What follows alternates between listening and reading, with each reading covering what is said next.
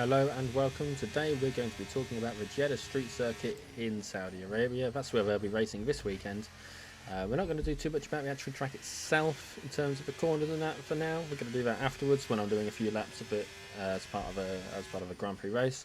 First, a few stats about the track in this section as you're watching me do my fastest lap so far. So, the Jeddah Corniche circuit, which I've probably pronounced wrong, is obviously based in Saudi Arabia. It's a 6.174 kilometre track, or 6,174 metres if you prefer, which I do. They completed the first race there in December 2021, which means it's fairly new, and it's the third longest track in the Formula 1 calendar, which is pretty impressive. I didn't realise that. Fastest time at the moment is set by Lewis Hamilton at a 1 minute 30.734 seconds. Just remember those numbers when you look at when you look at what I get. Yeah, I'm quite pleased with that.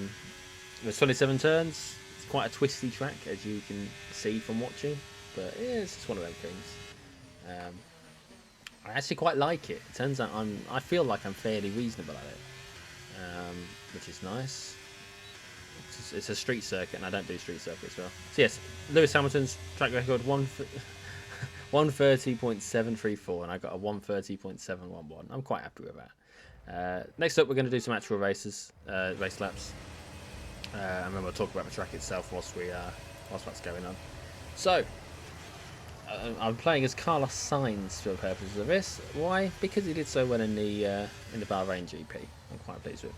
So we'll get the first lap out of the way, so there's less tussling around and all that kind of crap, and then we'll talk about the corners themselves. It is a very twisty one. I'm not going to count out all the corners for you because I mean at the moment we're coming up to, what is this? This is corner 6. This is 7, 8, 9, 10. You get me? 11, 12. It's ridiculous. It is a ridiculous series. There's about 5 major ones, and everything else is just a little bend that they pulled a turn, which I suppose is true. You do turn for the corners, but most of it is pretty darn irrelevant, if you ask me. Which no one does, because why would they? I'm just a bloke that talks bollocks on the internet, right? So we're coming up to I believe it's turn 22 next.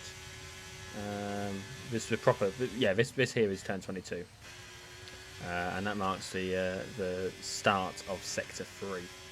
Start of sector 3 is just before that turn, so we've got this nice long slight bend which makes up turn 26. Got this hairpin for turn 27, and then we're straight back into the start. So sorry, I'm twisting my head to look at the map, so I've got the exacts. Okay, for lap 2, okay, you've got this nice long pit straight. It's fairly straight. It's a mad dash down towards the first corner, which is, as you can see, a chicane, which we do quite like. It is it's advantage to the person in first on pole position, because you start on the right hand side of the track there, and you want to be on the right hand side of the track for the turn in. But as you will see later on, it is very possible, difficult but possible, to undertake on that corner and be on the inside. As you can see, a bit twisty towards the end there. There's another hairpin. This is quite a nice tight hairpin, this one. The racing line suggests you should stick around the outside, but I prefer to stick it as tight as I can personally. That's just me. Got this fast right hand side there. You got to slow down a bit, but it's still quite a fast one. It comes out of nowhere a lot of the time for me. Keep quite a few more bends. Very twisty track, very twisty, but they're fast twists for the most part, which means that you kind of want top speed to be a major play. You don't want to have to you don't want to set your car too much for cornering, because they're not major corners. They're not slow corners. They're fast corners. So. Radio, and then back round for the second major corner, the hairpin. Okay, and then this brings us down to the pit straight again. Checkered flag, if you will. I felt like I was playing Max Verstappen Simulator at this point, by the way, just so we're clear. 1.7 seconds ahead after, but when DRS opens up, it's you know, it feels pretty much like him. So yeah, nothing major going forwards at this point. It's all fairly straightforward, right up down to turn 4, which is here, through 5, through 6, through 7. Nothing overly impressive about this track so far.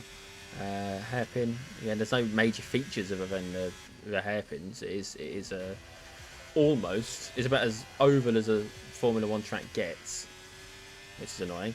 Right, you will find, just coming up now, we're coming up to turn 16 here. This is turn 17, and then the DRS detection zone. That DRS zone opens up just after turn 19, right here now. So that's the DRS zone for that. That's DRS zone 1 in sector 2.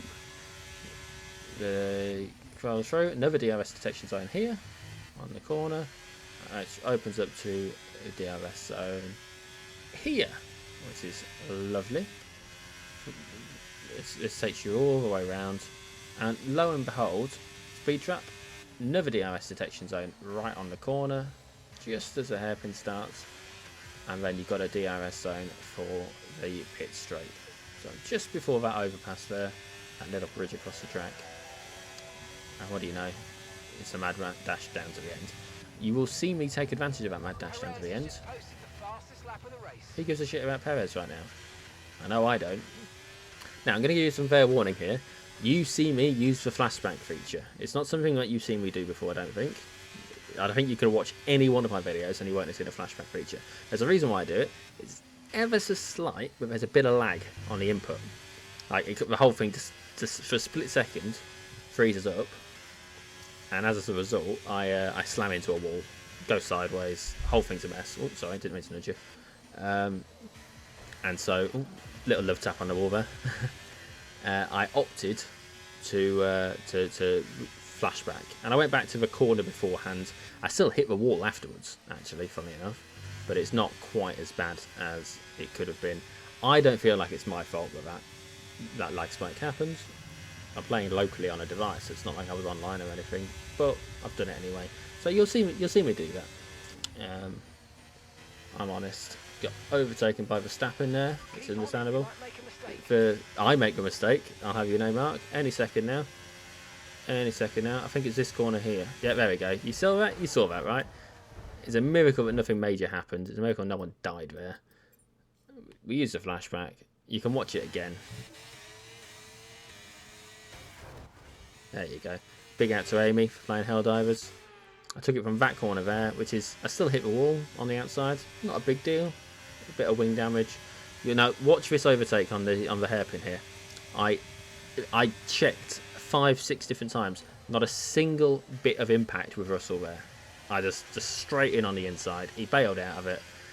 Fan-bloody-tastic. I was very proud of that overtake, and hopefully you are as well.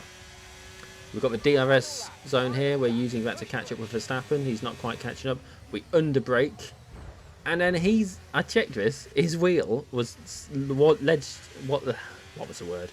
His front left wheel was in front of my rear right wheel, and they were sort of scraping against each other for a little while.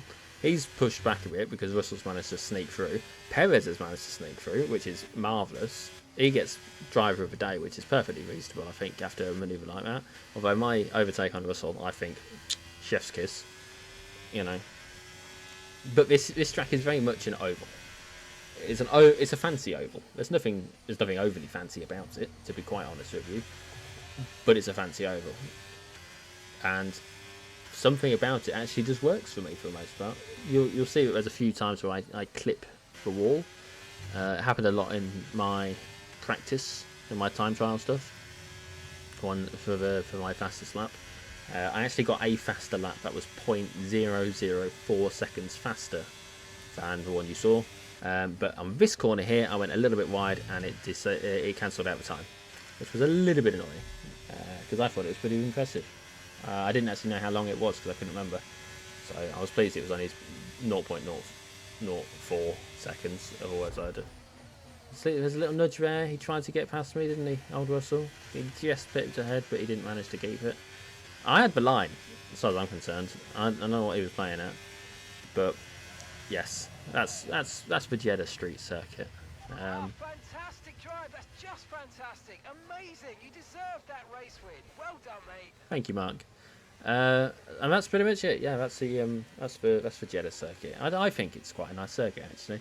Nothing overly special, nothing overly fancy, but I do think it's one that's going to be worth watching. It's a street circuit. It's quite tight as you can see, so hopefully we'll see some real proper racing action this weekend. And I look forward to finding out how it goes. Thank you very much for joining me. Goodbye.